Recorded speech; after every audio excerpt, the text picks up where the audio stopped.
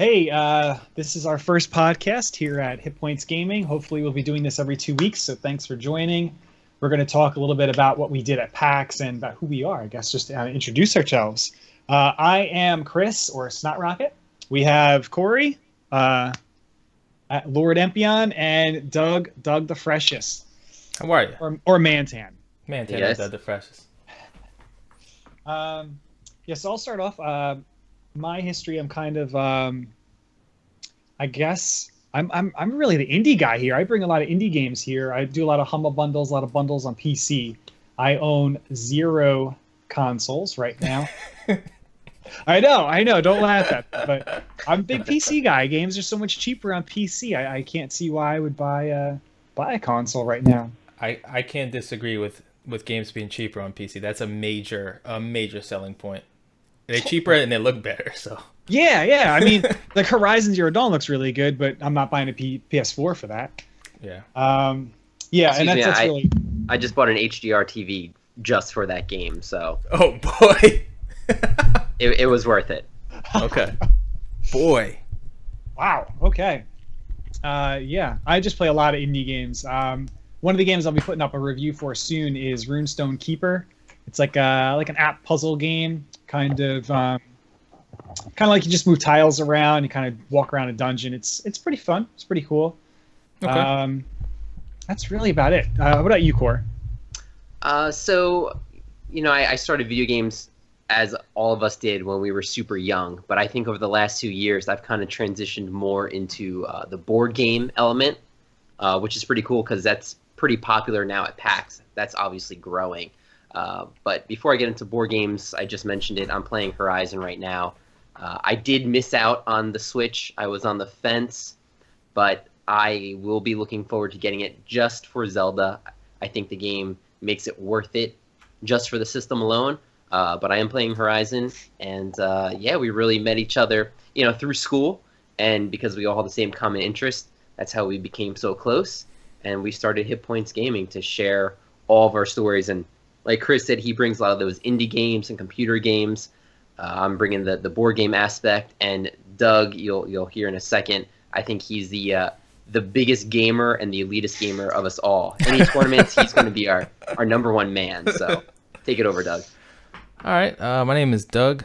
I go by Mantan, and as far as my favorite genre is definitely fighting games, which right now I'm completely lacking because I'm not enjoying Street Fighter V as much as I once did.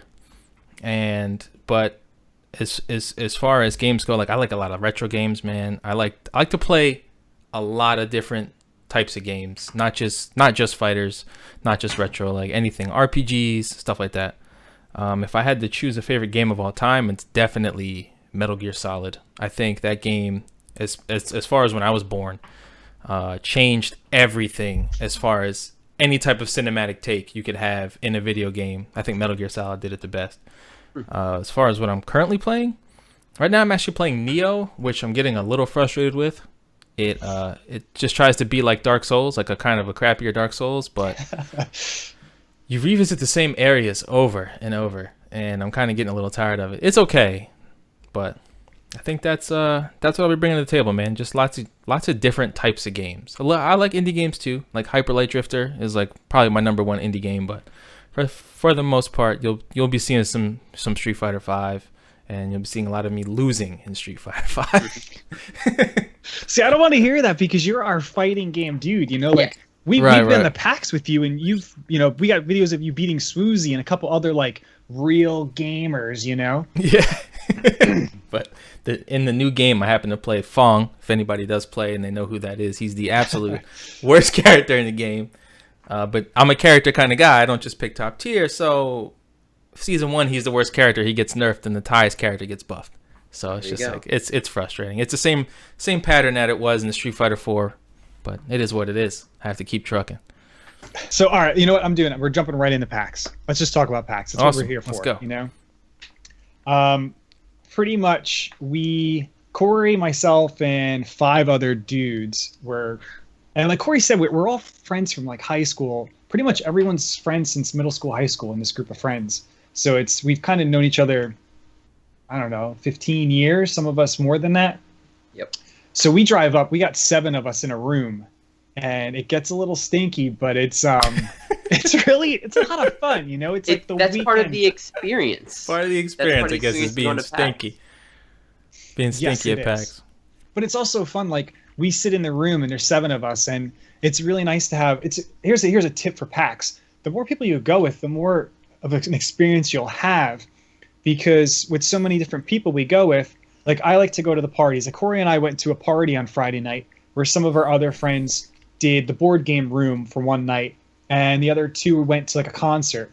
So you have people, hey, I don't feel like going out tonight. Let me go to the concert. You know, so you're not alone. So that's a really good thing to have. Yeah, you know? And also to jump in on that, it's important when you go with a group to not be afraid to do what you want to do. Yes. So don't get caught up ever. And this is if you go anywhere with a group of people, whether it's vacation, PAX, doesn't matter. If you go with a group of people, don't feel like, all right, these guys are doing this thing, so I miss out on what I want to do. No, you go do it. We will see you later, for sure. You know what I mean? So I think that's important for everybody to hear. To your point, Chris, what's really helpful in that, especially with PAX, is because we have such a large group, if one member went somewhere else and did something, they can fill us in. So we're getting a lot of different aspects from PAX. So I don't feel like I missed out on it. Even though I wasn't there, I got to hear about the concert. I got to, hear about, like, see the merchandise that he got to bring back. So we get to see everything else, even though we don't have enough time to do everything. You know, so I'm glad we get to split up and do that. Right. Yeah, that's a good point to bring up, because there is so much to do at PAX. Mm-hmm.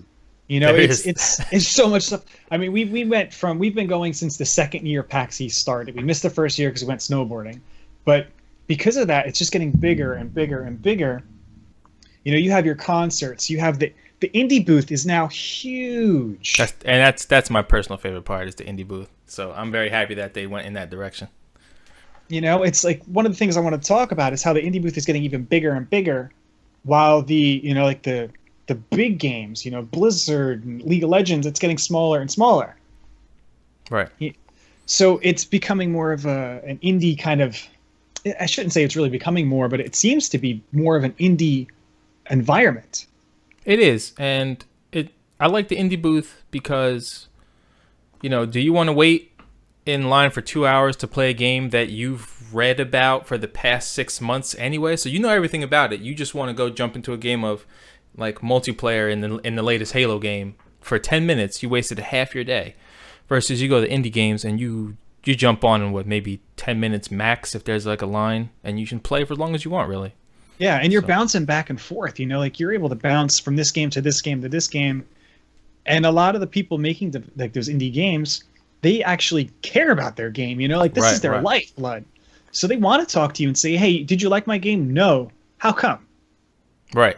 And that's important. There's been a time where I've actually, like, I've discovered a glitch in a game and said, "Look, there's this problem." The guy's like, "Man, all right, I see you abusing that." He says, "I'll have that patched by tomorrow." He patched the game overnight. He patched it from Friday to Saturday, and I walked by and he grabbed me and said, "Hey man, that doesn't work anymore. Look." And I was like, wow, like, yeah, I literally fixed somebody's game. You know what I mean?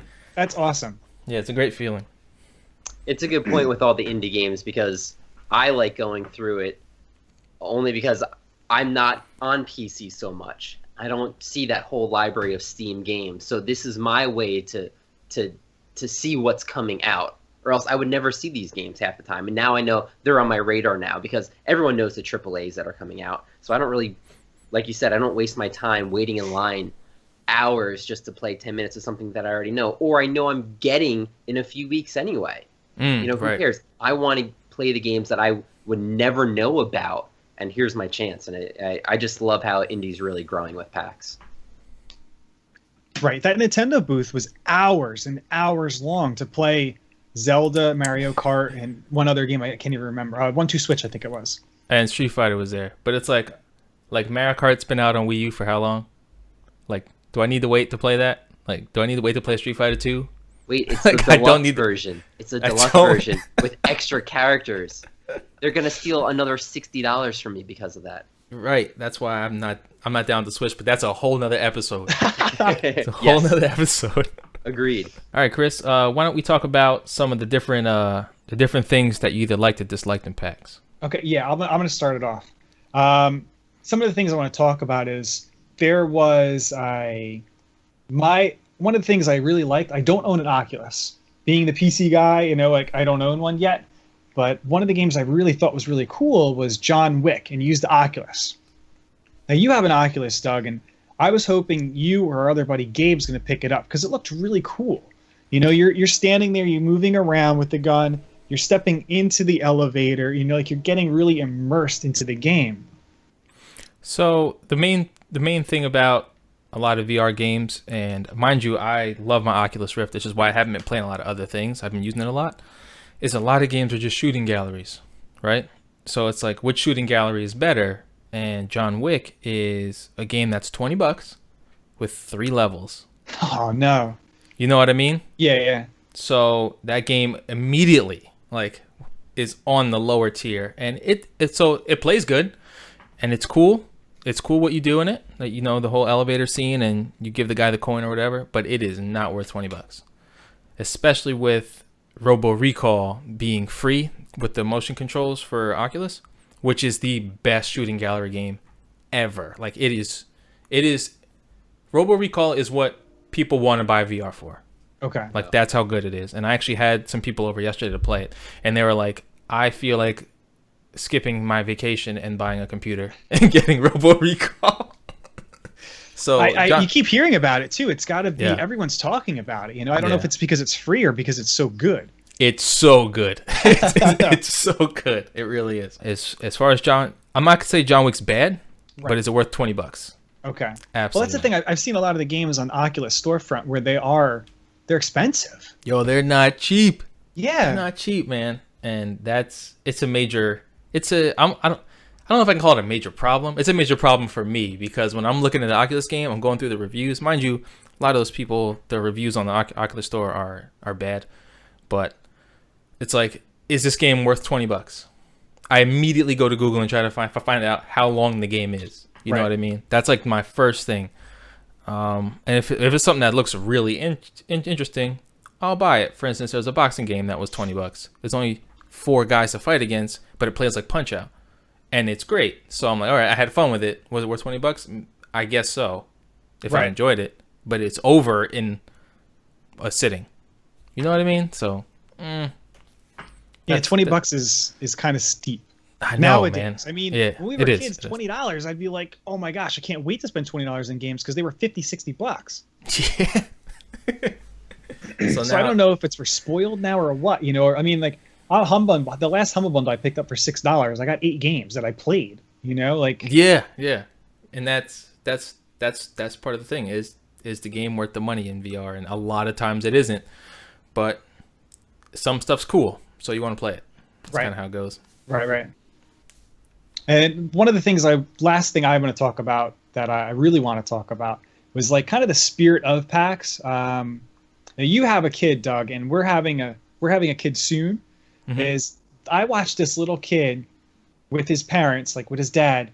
They were playing King of Tokyo, the board game. Okay. But it was like life size. They had the cutouts of the figures on this 10 by 10 playing field, and this little kid's carrying his dice around, throwing his dice. It looks so cool to me as an adult. And then as a kid, that's got to be awesome, Yeah, that's what PAX is to me, having fun and seeing smiles. And I've never run into a nasty person at PAX. Everyone seems to be generally nice. You're right, man. Corey, I don't know about you, but that's important. I've never run into a jerk. Yeah, you're absolutely right. And not even in the town of Boston. That's actually been pretty good. But yeah, all the years through PAX, we've never had one incident.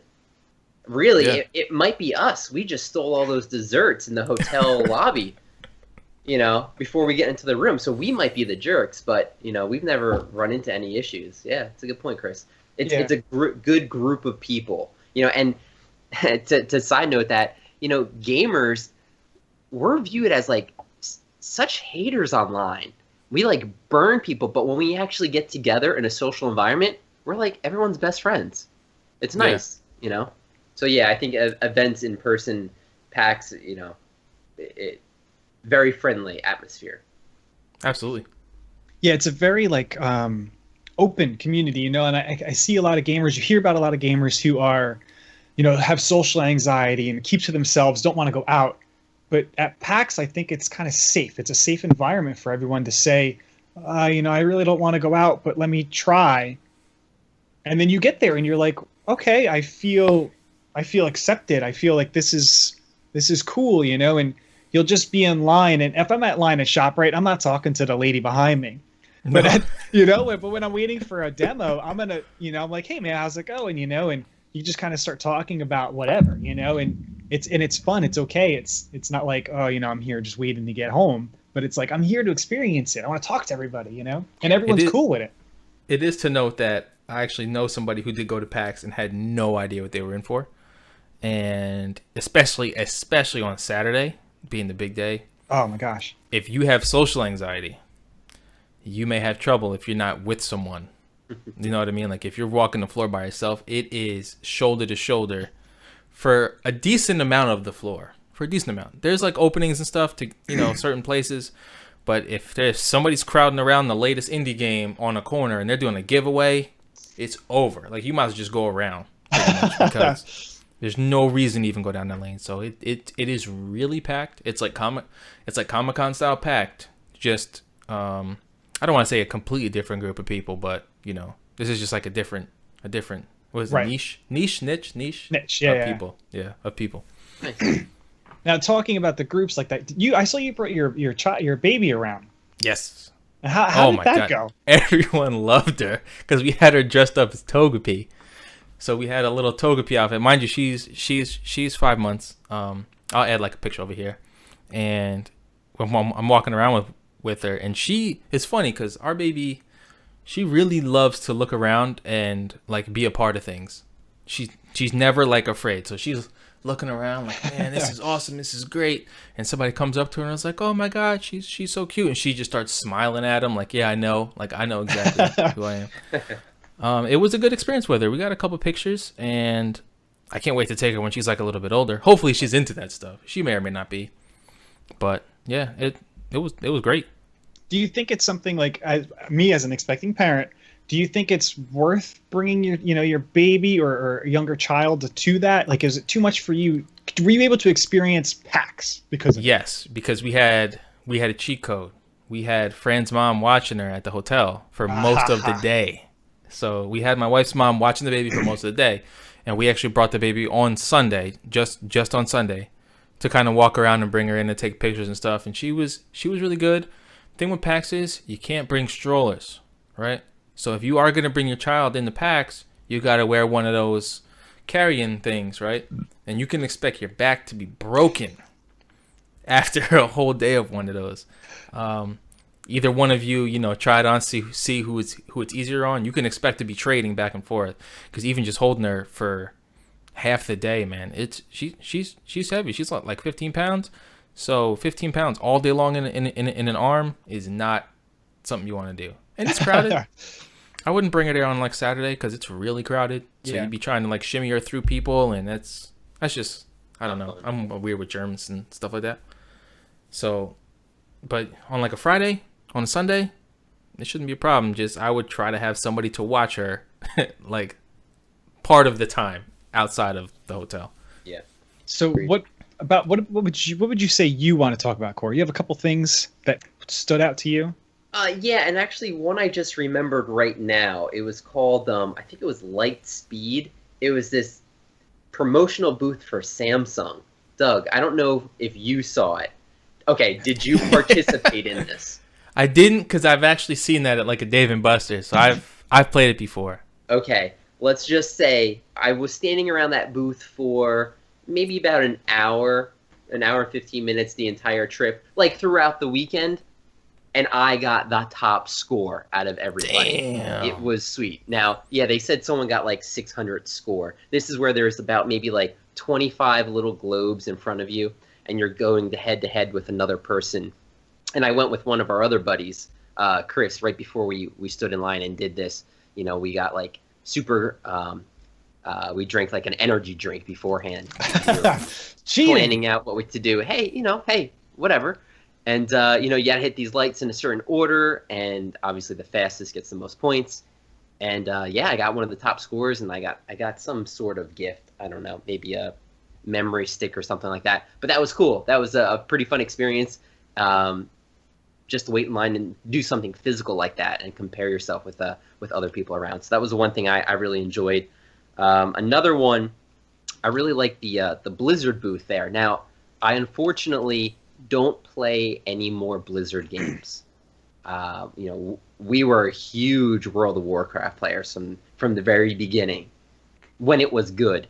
And I actually just set up my office yesterday, and I have all my World of Warcraft figurines / dolls, like my wife says, out and about.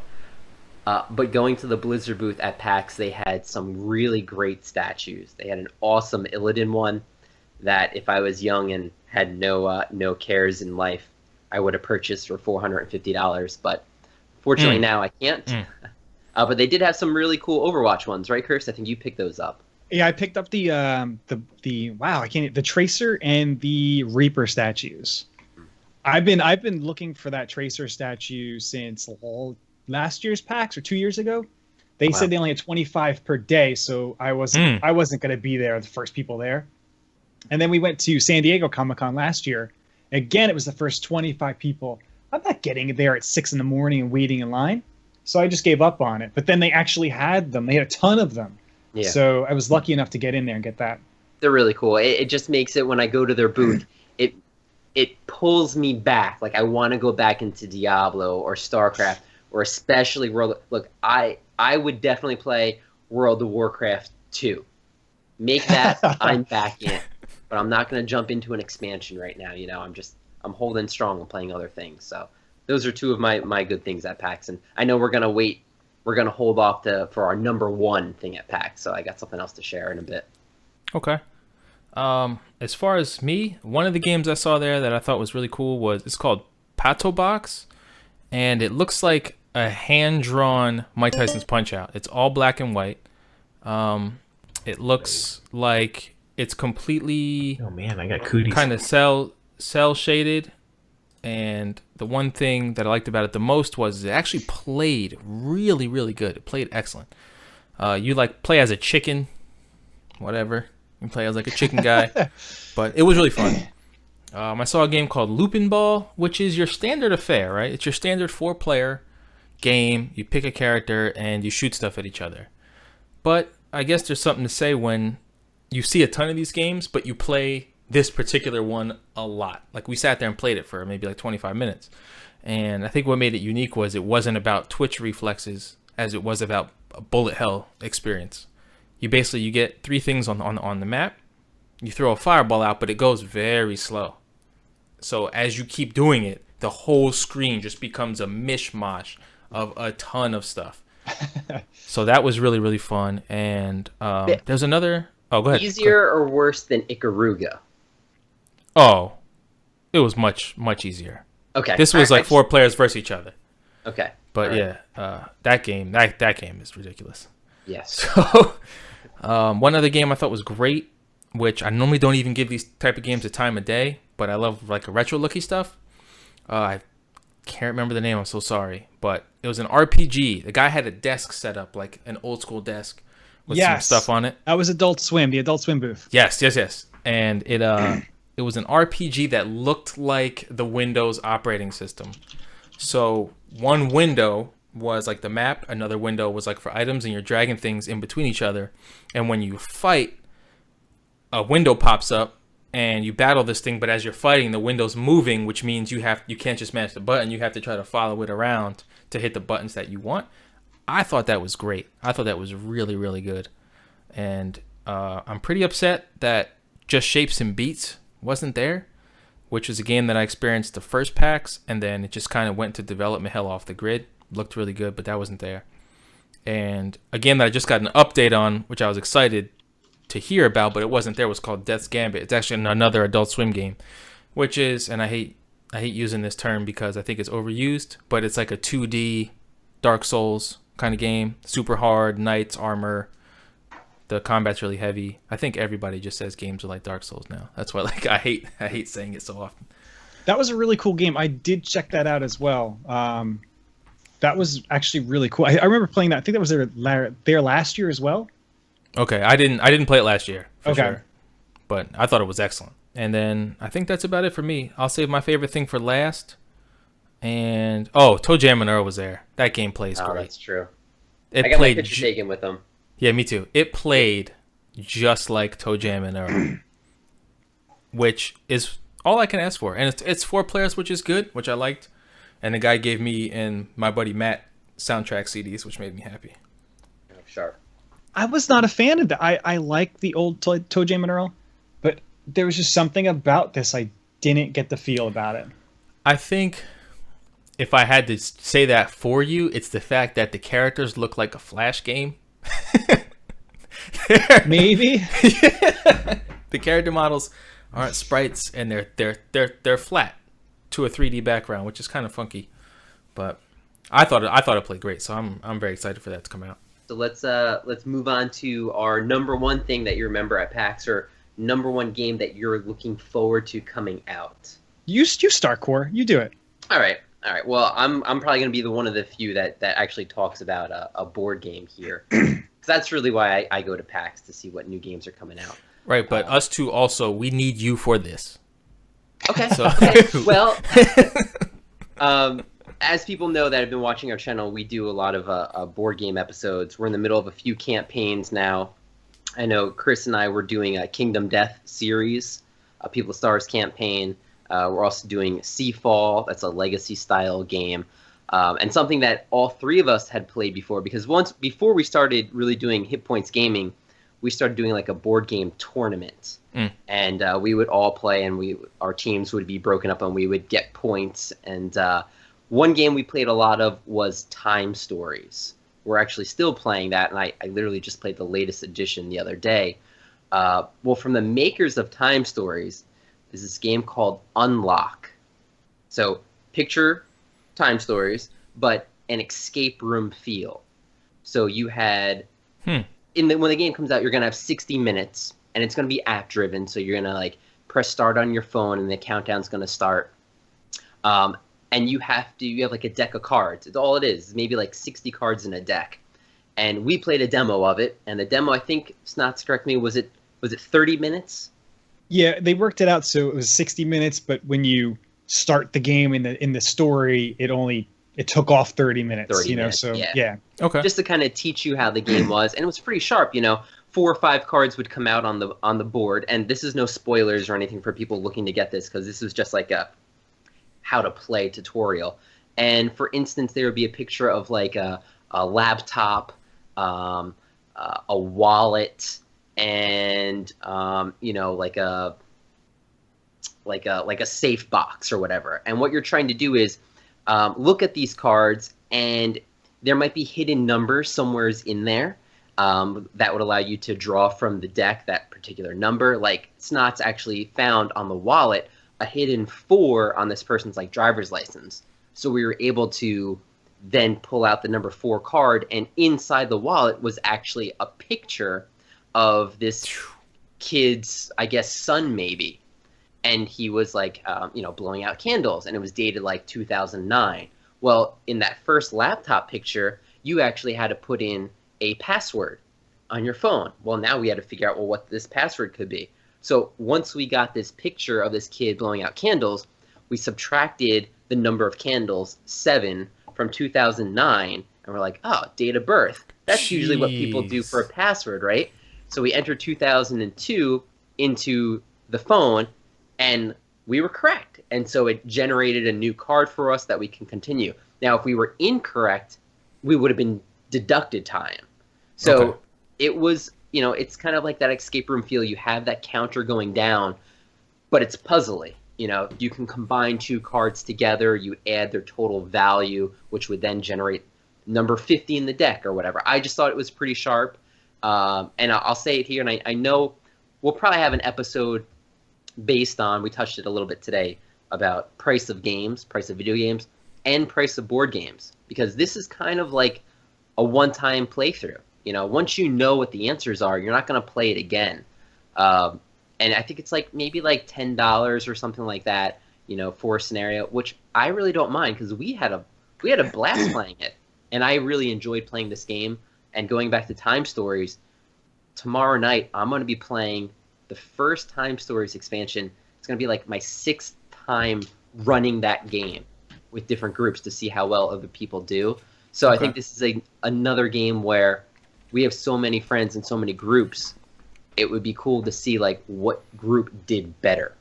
So I'm looking forward to these games coming out, and I have a blast playing with them, and I'm glad I got the opportunity at PAX to actually see it and learn it. And I'm not a huge board gamer. I rely on Corey specifically to tell me when he has something great and we all play it. And I don't think he's ever really failed. But you know, I know on the other end of the spectrum, he totally gets what I would like and wouldn't like. So like he's like, nah, you wouldn't like that. And like when I hear about it, I'm like, I don't want to play that. You know what I mean? Right. And the Time Stories guys, man, those games are so good. They're so good. And I love how they put you in situations where, you know, and this comes after you've played maybe one or two of the different campaigns, where it's like, if I do this thing, I know it's going to be a waste of time. But somebody else in your party is like, no, it's not. We have to try it. And I'm like, please don't do it. And that's such a good point, Doug. Like I said, we just played the latest expansion, and we now know I'm not going there ever. I don't need to see what's there. Nope. We beat this so quickly. We're like, oh, that was it, because we know now that's just a trap. Yeah, it's just a trap. You can start to see them. Exactly. And it's just like, man, all right, we're gonna do it, and you do it, and you lose like 5 times in the game. Like, see, and then at the end you end up losing, Right. Because somebody wanted to watch a guy dance around a broomstick. Like, that's it. I was so mad. But yeah, man, those Time Stories guys, they make excellent board games, and $10 for that experience, I definitely would do that for sure. Yeah. It was a really good experience. Like for $10 or $15, we've all three of us have done escape rooms, right? Mm-hmm. Yeah. I mean, you're going to spend more than that to go into an escape room to do that. And yes, it's in real life and you're really walking around. But with this card game, we sat at that table, and I really felt like I was in an escape room. You know, like we took each one of us took a card and read it, and we're trying to figure out what to do, and then we passed it, and hey, what did you get over there? Oh, you know what? I think this is it right here. And it really was a great experience. Yeah, and it does take a specific group of people to be into it a lot. You know what I mean? To be able to separate that into like a board game situation, to get into it that much. But it does feel that way. You really start thinking about, like, your mind is turning as if you were at these places and you visited them, and you're trying to figure that, you know, you're trying to figure out how to win pretty much. I think it's great. And just to give a heads up for the channel, when this comes out, we will absolutely be doing a taping. Okay. Absolutely. I'm looking forward to it. Oh, we have to, yeah. Yes. I'm going to step up. Okay, next. you go. The game that you were talking about before that you were playing with Adult Swim, that's called King's Way. Okay. Yeah, I remember looking at it and wondering what it was, and I was watching it, but I found it anyway. But I'm going to say my game of the show really was I love Monster Hunter. I play on PC. Monster Hunter's not on PC unless I'm in China, and I'm not playing the China MMO. So it's got to be Dauntless. There's like 4 character classes right now, and you can party up with 3 other people. So there's 4 people going out and hunting a monster, and it really felt like Monster Hunter. Is this? I think I saw a preview of this maybe a month ago or so. Is it just kind of like cartoony looking? Yeah, it's a little Monster cartoony. Hunter? Like purple monsters, like kind of colorful-ish. Okay. Yes. And you're out there. I don't know how the gear works. They haven't really released too much on how you pick up gear and stuff. I don't know if you're going to be farming the Owl Beast to get the Owl Beast, armor set. But it played really well. It was like pre-alpha, so it was kind of jaggy, and had a little bit of lag to it, but it was still fun.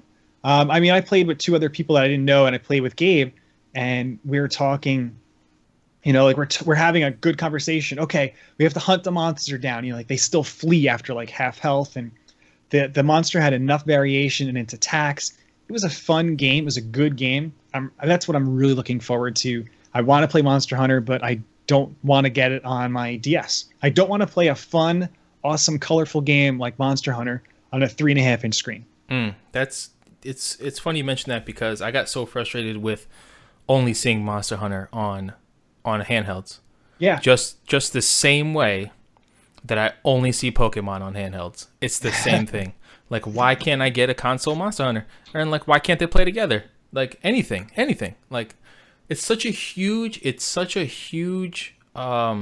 game that people play, especially overseas. Like, there's meetups, people go to like cafes and play this all the time. Why can't I have an online Monster Hunter for PC or console? It's called Dauntless. It's called Yeah. It's called Dauntless now. So hopefully, yes, looking forward to it. I was looking at that game, but just from the preview, I didn't even know it was at PAX, and it looks cool. It looks cool. The way I described it was, it looks like a crappy Monster Hunter, but it also looks fun. It looks fun. I like the way that the damage shows up on the guys. Like, that's how you know it's getting hurt. The actual physical, like, you'll see scratches, and there's like an ice guy. The ice starts to pop off. So I thought it looks cool. I think it looks okay. I'm looking forward to it. I think it's later this year, so I'm really looking forward to that. We'll give it a shot, I'm sure. Awesome. What about All right. yourself, Mr. Douglas? So I was walking through PAX, and I had the same experience that I had when I first saw Hyperlight Drifter, which was like, you walk by something and you glance at it and you're like, hold on, let me like backpedal and take a look. Doug, I'm gonna stop you. I'm gonna stop you real quick. Okay. Because I think I know what you're gonna talk about. Mm-hmm. And Chris and I really are interested in hearing your explanation of this. Okay. Okay. I don't get it. Okay. So go ahead. So there's a game called The Artful Escape of Francis Vendetti. And if you just played the game and didn't talk to the guy, you wouldn't know what the hell it was about. Okay? So that's understandable. I talked to the guy a lot, and what the game is about, it's about a kid who's trying to find his on-stage persona for his band. I'm a musician as well. As a gamer, it's my second hobby. So as I'm playing this game, I walk by and I hear this, like, there's like a string track in the background, and everything is like really purpley and neon, which you'll notice in our HitPointsGaming artwork is clearly my favorite look, right? The whole retro look. So, and I was watching somebody play it, and he gets on the top of a mountain and he spawns a guitar and starts hitting like these notes that always go along with the background. Like, they have it so it always harmonizes, and it creates a bridge. So now my jaw is just dropping. Like, this guy is sitting here soloing on top of a mountain to make things appear. So I actually walked away. I was like, I want to come back and play this from the start. I don't want to like see the rest of it. So I go back and I start playing the game. And to me, it's funny because it's one of the problems I had with Toji Amano, with the guy's flat but the backgrounds are 3D. But in this case, I totally didn't care. I didn't care at all. You can jump, you double jump, but when you triple jump, your character takes out his guitar and shreds as he's flying through the air.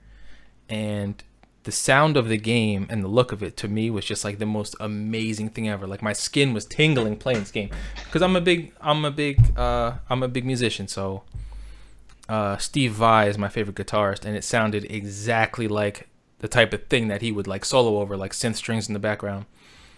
So that's the game that I'm most looking forward to.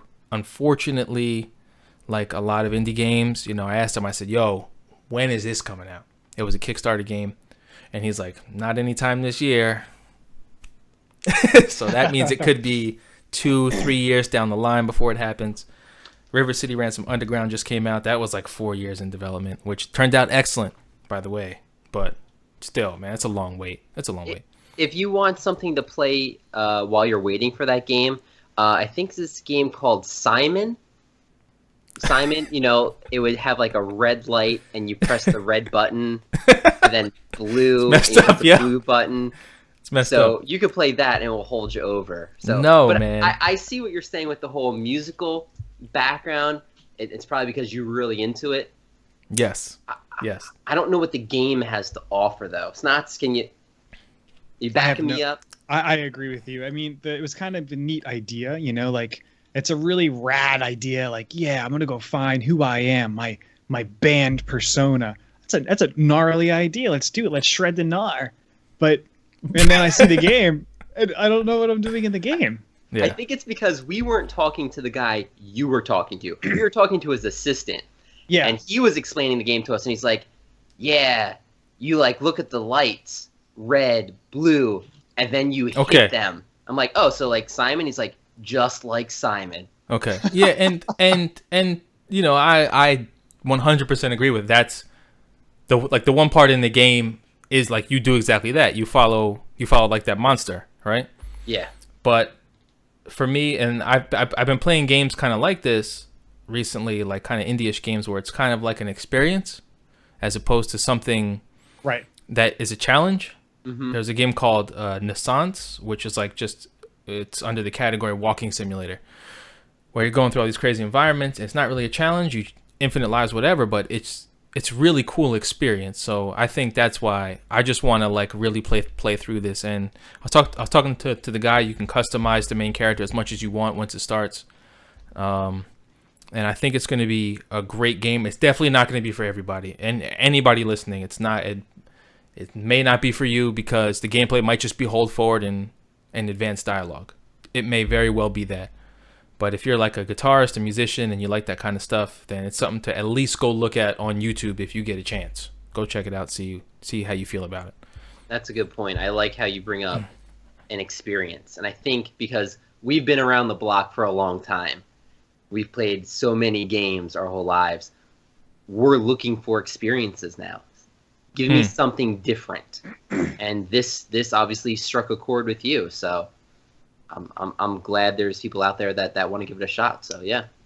Yeah, I think it's going to be really cool. So I hope that it does well, and I hope that they succeed in getting the game out. They're under Annapurna, I think is the publisher.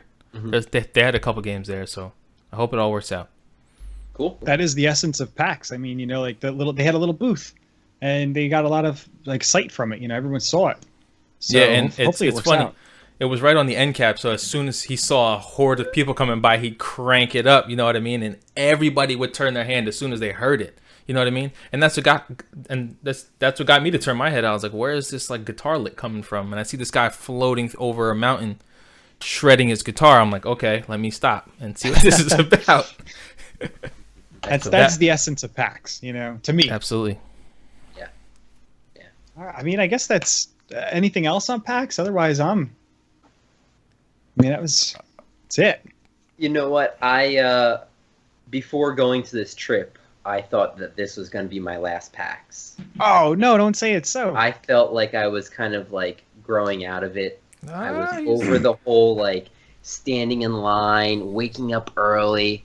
But this was probably one of my best PAX experiences because I think we were kind of just all in that that mindset of just like, let's just enjoy ourselves. And we were with a great group of friends, and we just had a really good time. And going to your point, Doug, you do what you want to do. You know, we didn't all have to travel all together and do the same thing. It was just really laid back, and I think we get along really well. So I am looking forward to next year. I can't wait. Yeah, like we totally didn't get up to go wait in the queue line. Yeah. Absolutely not. After the first year of that, no thanks. No thanks. You will miss out on stuff if you don't. If there's certain things you want to do, like VR clearly is like Oculus and Vive, they had like massive booths for that stuff this year, which last year it was kind of all over the place. I wanted to get into a Robo Recall tournament, what we talked about. Not even close. I showed up at 11. They were like, yeah, right. It was 11 o'clock tournament. I got there at 10:55. They were like, no way, dude. Like, it's not happening. Which I immediately realized, like, oh my God. Like, people were getting up and waiting in that queue line for hours before the show just to make sure that they had a shot. You know what I mean? To do it. So we get there at like 11 o'clock, 10:30-ish. When the line outside is done, oh my God, it was like 3 degrees. Oh, yeah. It was so cold this year. So we had no problem showing up an hour late and just enjoying yourself, man. You don't have to rush around, because that's kind of when it becomes less enjoyable to me. Rushing around and trying to make time. Like, yeah, I went to some tournaments. I got first place in it wasn't a tournament, but I did like a couple rounds of Steel Battalion. I got second and first place. That's another room to mention.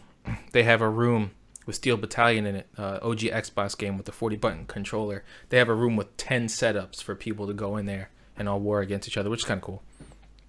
But yeah, do what you want to do. Unless you need to get there really early to do something specific, show up like a half hour after they open, and don't wait outside in the freezing cold. Yeah. And enjoy yourself. I think that's a really important part of PAX. But some people are about that 9 a.m. go wait in that queue line lifestyle, man. That is not for me. I'm too old for that. I don't do that. Too old for that. Yeah, man. Especially you be up mad late. I'm not trying to get like 4 hours of sleep. No. And go wait in that queue line in the morning just to get somewhere first that I'm going to visit later. Not for me. No, anything else, Chris? Yeah, well, I mean, like Corey brought this up before. There's like maybe 10 of us that go, and I think that's a pretty big group. You know, like Doug, you usually go around with your wife and do your own thing. We see each other, awesome, you know. But like we still have a pretty big group. And Corey, you and Kev went down and saw like 40 people, you said it was? Yeah, we ran into, there's this one group that we ran into.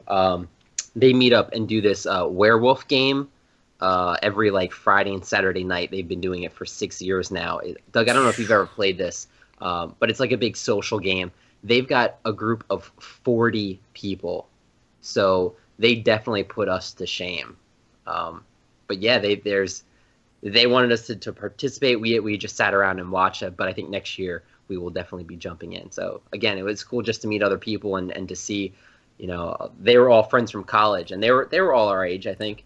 And yeah, it was just a good experience. Again, going back to the whole like everyone's accepting of everyone. I'm not gonna say I'm not. Yeah, okay. I'm not gonna go the whole safe space route, but it is a cool space for gamers. And it's funny you mentioned outgrowing something, because something that we all outgrew was Anime Next. That was a trip that started out like really fun, you know? And then it's like, man, we go there, it's the same panels every year.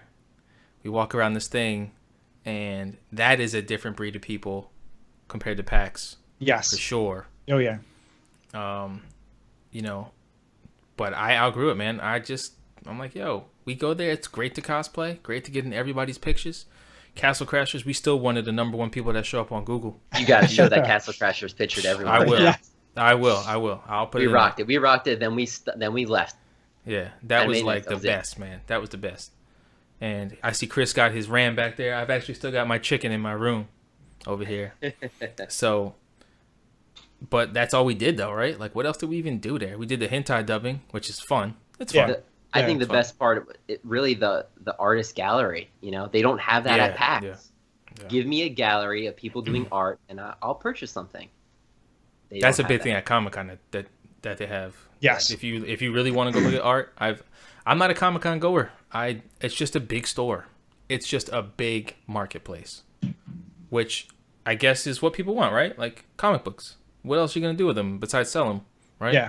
But I got a couple cool things there. I got my Karate Kid NES cartridge signed by Ralph Macchio Sensei and Johnny. I couldn't get my Mike Tyson's Punch Out signed by Mike Tyson. They were not having that. Yo, Mike Tyson looked like he wanted to kill me for asking for his autograph. But Comic-Con is not my thing. I'm taking PAX every year. It's so much fun for me to go there. So that's like my yearly vacation is PAX. Right. I think that wraps up. I'm straight. Cool, man. I'm done. I hope everybody who was listening enjoyed it. Excellent. This was fun. Yeah. This is our first Hit Points Gaming podcast, and I hope that you guys will continue to enjoy it as well. Chris, I guess you can take us out. Well, yeah. Thanks for listening, everyone. Definitely comment and let us know what your favorite experiences at PAX were. If you didn't go, what were you watching it on Twitch? There's a lot of places, streaming a lot of the things. And if we can make any recommendation, you have to go. You have to go to whatever one's closest to you. If you're in Washington, go to Prime. If you're near Boston, go to East. Or if you're near Texas, go to the Texas one in PAX South.